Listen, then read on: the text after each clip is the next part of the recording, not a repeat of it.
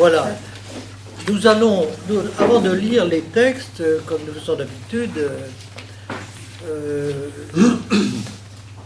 je vais essayer un petit peu de situer le livre des Actes des Apôtres dans l'ensemble du Nouveau Testament et dans son contexte un peu historique.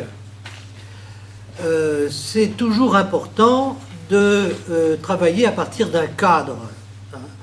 Et donc c'est du cadre dont je voudrais parler aujourd'hui. En même temps, ça va nous permettre aussi de situer les 8 séances d'études et de méditation qui vous sont proposées aujourd'hui, qui sont dans cette première partie de l'étude des actes, puisque la formation diocésaine vous propose une formation en 2 parties. Je vous ai mis sous les yeux cette double feuille. Hein. On n'aura peut-être pas l'occasion de l'utiliser complètement aujourd'hui, mais je vais commencer par, vous allez l'ouvrir, et vous allez voir que sur la page de gauche, il y a un tableau dans lequel j'ai mis le plan des actes des apôtres. Sur l'ensemble de ce plan, vous voyez qu'en gras ont été isolés et placés au milieu 3 grandes divisions. D'abord, la mission des apôtres à Jérusalem, hein, entre le chapitre 2, verset 42, et le chapitre 8. Puis ensuite, l'ouverture de la mission aux Samaritains et aux païens, au milieu de la page, toujours avec la même écriture. Puis, en 3e position, entre le chapitre 15 et le chapitre 28, les voyages et la passion de Paul. Vous allez me dire, vous avez oublié quelque chose, vous avez oublié l'assemblée de Jérusalem. Juste avant les voyages de la passion de Paul. Mais vous voyez que ce n'est pas la même écriture. Hein. Ce n'est pas la même écriture parce que c'est un petit peu hors texte. C'est un événement qui est considérable et qui est un des moments de basculement dans les actes des apôtres. Donc on a isolé cet événement qui s'appelle l'Assemblée de Jérusalem. Nous n'irons pas jusque-là cette année. Hein. Vous voyez que j'ai, dans ce plan, hein, qu'on ne va pas lire maintenant, mais vous allez pouvoir l'utiliser tout au long de cette étude de cette année, j'ai essayé de mettre en face des rubriques correspondantes les textes qui ont été, les 8 textes majeurs qui ont été isolés par la formation pour être les textes clés que vous allez pouvoir étudier dans les 8 séances. Donc je les ai mis dans les petits ronds. Hein. 1, 2, 3, 4, 5, 6, 7, 8. Ça correspond tout à fait à ce que vous avez dans votre livret ici. Hein. L'Ascension, la Pentecôte, la première communauté chrétienne, l'institution des 7, Philippe et l'eunuque éthiopien, la conversion de Paul, Pierre et Corneille, la délivrance de Pierre. Le premier conseil que je vais vous donner, c'est, même si vous ne comprenez pas tout, que vous hésitez, que vous avez de la peine à voir la cohérence des textes, essayez dès maintenant de vous donner le temps de faire une lecture continue des actes des apôtres, jusqu'au chapitre 12. Hein. Oui, jusqu'au chapitre 12, puisque c'est la 8e rencontre. Hein. Parce que on absorbe des choses en faisant cette lecture continue. On rencontre des personnages, on rencontre des situations bizarres qui nous interpellent, et c'est comme ça qu'on se familiarise avec les textes. Il n'y a pas d'autre moyen de lire la Bible que de se familiariser avec le texte.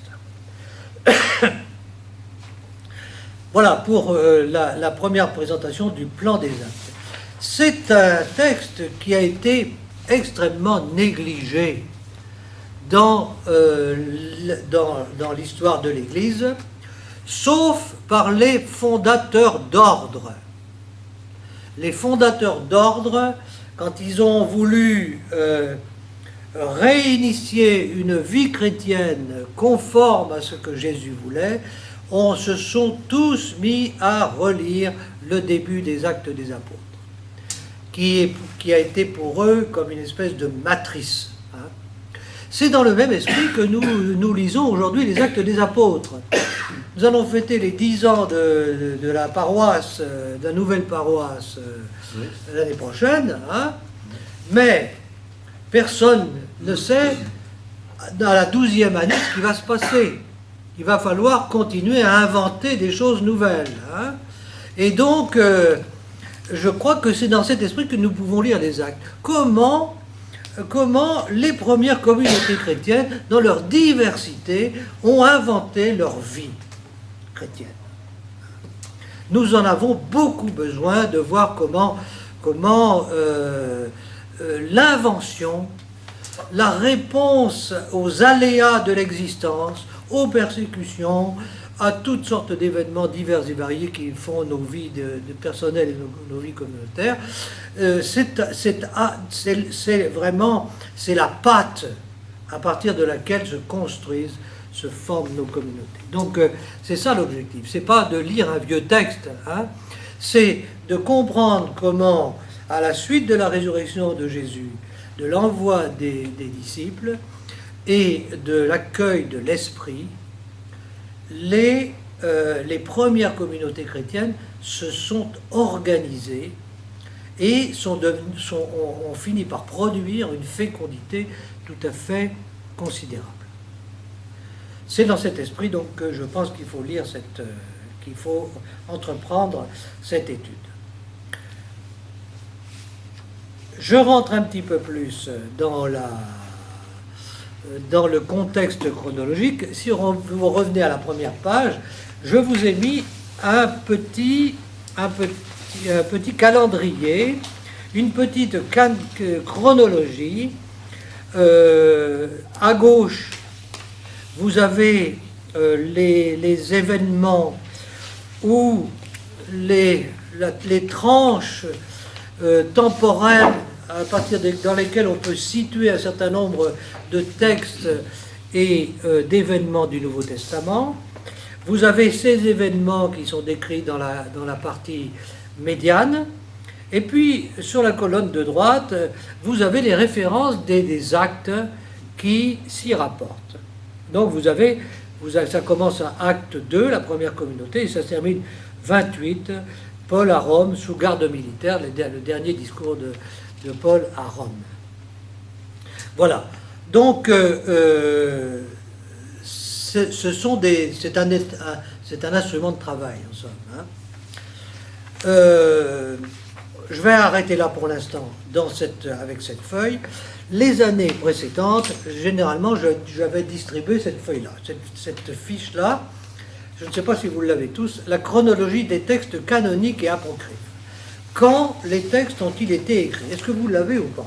Si vous ne l'avez pas, vous tournez, vous la prenez, parce que c'est important de se rappeler à quelle période de l'histoire les actes des apôtres ont été écrits. Donc on va prendre le temps de regarder ça un petit peu pour ne pas faire de contresens.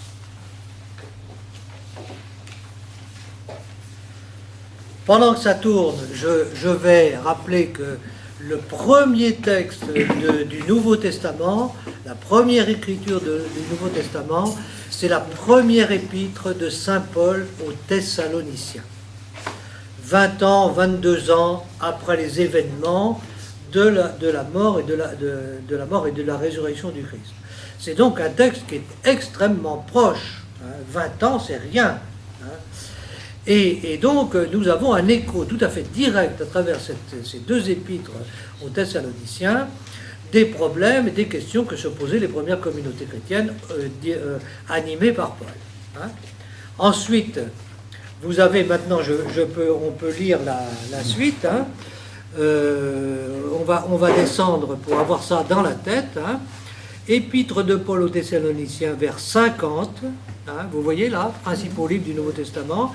Ensuite, vous avez toutes les épîtres de Saint Paul ça va jusqu'à l'année 67.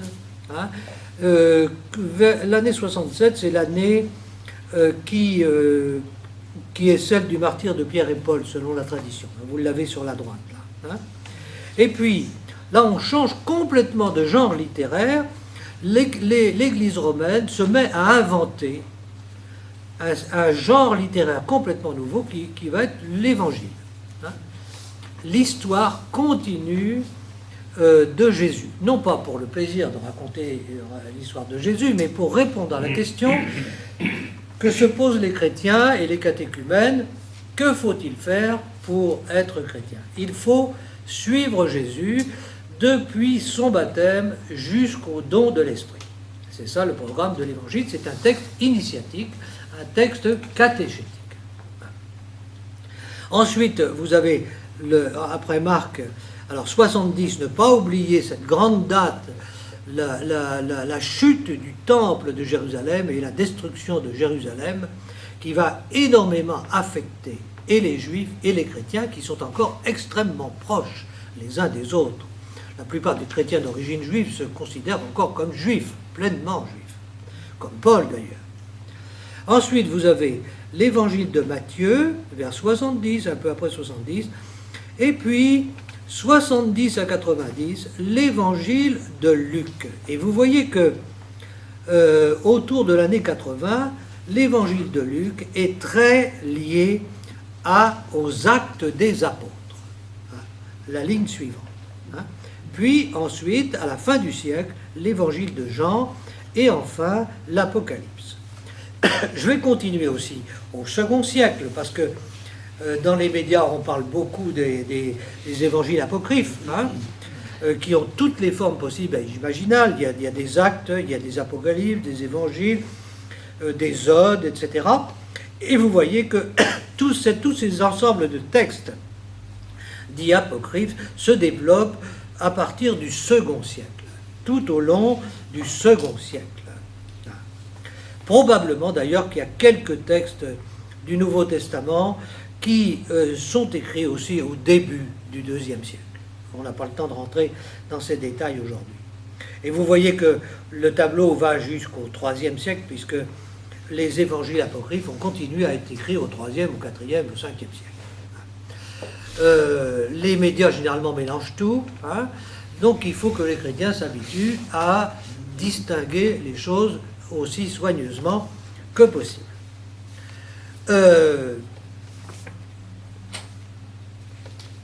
Spécificité des actes des apôtres et de l'évangile selon Luc. Vous savez que, à part les épîtres, les évangiles sont des œuvres très souvent collectives, de communauté, comme beaucoup de livres de l'Ancien Testament. Mais il se trouve que l'évangile de Luc, en même temps que les actes des apôtres,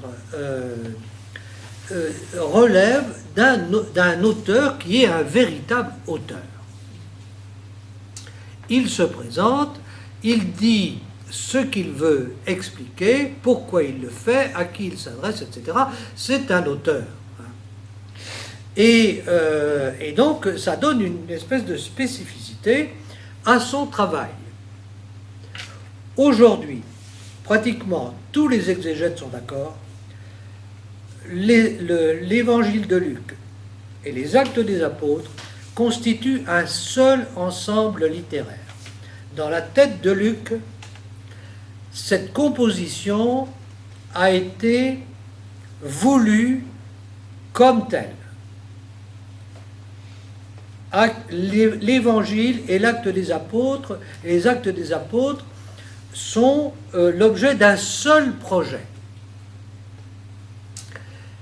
Ça veut dire quoi? Ça veut dire que Saint Luc a quelque chose à nous dire dans le rapport entre ces deux livres, entre ces deux volumes.